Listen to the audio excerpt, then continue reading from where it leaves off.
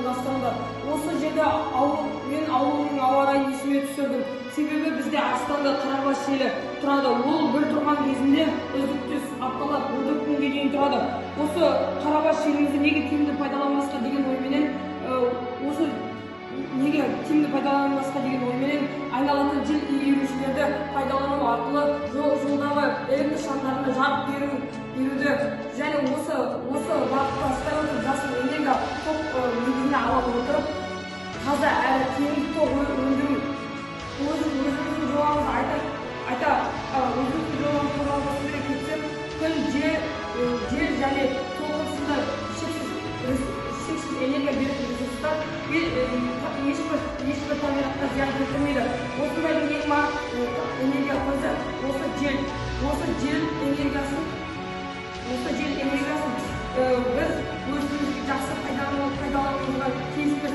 Осы жел энергиясы біздің ауылымызда кем дегенде Арыстанды Қарабас желіміздің желі 6,18-7,8 метр секунд жылдамдықта тұрады. Ал жел электр станциялар 4-5 метр секунд жылдамдықтан бастап энергия бере бастайды. Осы біздің жалпы осы Арыстанды Қарабас желінен өтетін жалпы желдің қуаты 5 мегаваттан астам деп болжанылуда. Бұл 5000 мегаваттан астам болған жағдайда біз бұл өзіміздің жерімізді ғана емес, Төрткүл облысы, Түркістан, Ордабасы ауданының барлығын қамти аламыз. Осы жердің тек зиянын шекпей, тек зиянын шекпей, және оның пайдалы жағынан да ойлануымыз керек. Кейбір біздің ауылдарда осы жел бағандарын орнатады. Неге коттедждерге немесе жеке үйлердің шатырларына да орнатса да болады. Ол кем дегенде 100 киловатт өндіреді. Оның диаметрі 15-40-та, оның құлақшалары 2-3 болады. Және ол 1 мегаватт өндіре алады.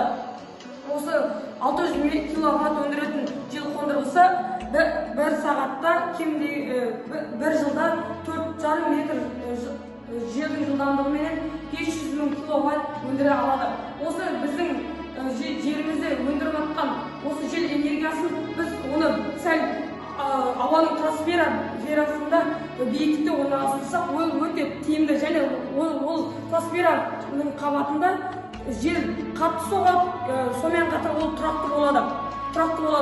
Оның 4,5 метр биіктікте орналастырсақ, желдің жылдамдығы 20 метр секунд жылдамдығында болады.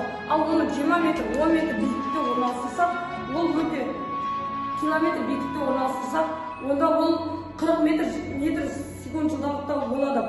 Осыны пайдалана отырып, осы биіктікте орналасқан жағдайда бұл ауылға ешқандай зиян келтірмейді. Сонымен қатар оны үлкен қалалар мен ауылдардың қасына орнатсақ болады.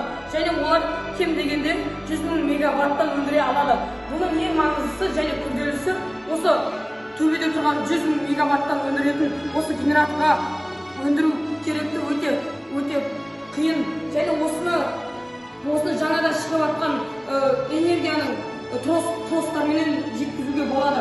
Және осының биікте тұрғандықтан болған ауылға ешқандай зиян келмейді және биікте тұрғандықтан оның қуаты біркелкі және ода төбеде өте биіктікте тұрғандықтан оның шуы да естілмейді, ауылға да еш зияны келмейді. Және оның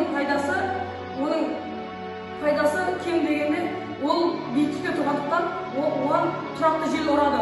Сонымен қатар біз мысалында есеп алсақ, осы 1 метр биіктікте орналастырсақ, километр биіктікте орналастырсақ, және оның желдің жылдамдығы 13 метр секунд жылдамдықта болғанын біле аламыз.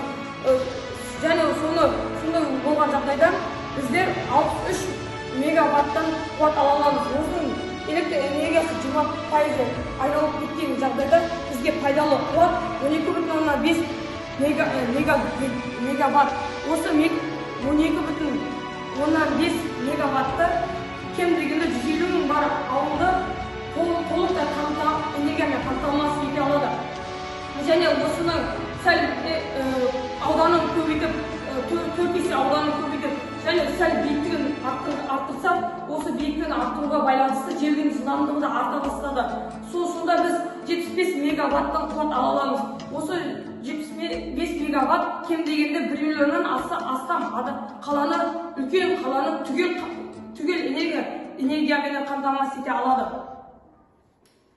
Таза ауа жаңа дауа демекші, осы жасыл саябақтарда біздің ауыл тұрғындары бір мезгіл отырып, демалып, кітап оқыса, рухани дамыса, онда одан артық жақсы нәрсе жоқ деп ойлаймын. Ал біздің алға қойған басты мақсатымыз осы ауылымызды көкейтіп, осындай кейіпте көру. Біздің ауылымыз қаладарда емес, ауасы таза, у-шу жоқ және тыныш. Жанға бір рахат сыйлайтындай әсер етеді. Менің алға қойған басты мақсатымыз осы Арыстанды елді мекенінің үстінен өтіп баратқан әрбір жолаушының ойында ауылымызға деген қызығарлықтай сезім болғанын қалаймыз. Және осы ауылымызды көркейту үшін біздің алға қойған біздің туған өлкеміздің көркеуіне азғандай да болса пайдамызды қоссақ, ол біз үшін сабағымызды жақсы оқып және елімізге, жерімізге адал қызмет етсек, осының өзі барлық бізге жеткілікті деп ойлаймыз. Бүгінгі алдарыңызға қойып шығарып отқан макетіміз біздің ауылымыздың болашақ көрінісі болады деп есептейміз. Және де ауылым алтын бесігім деп бекер айтпаған ғой, сол себепті осы ауылымыз алтын бесігіміздің тұғыры болсақ дейміз. Назарларыңызға рахмет.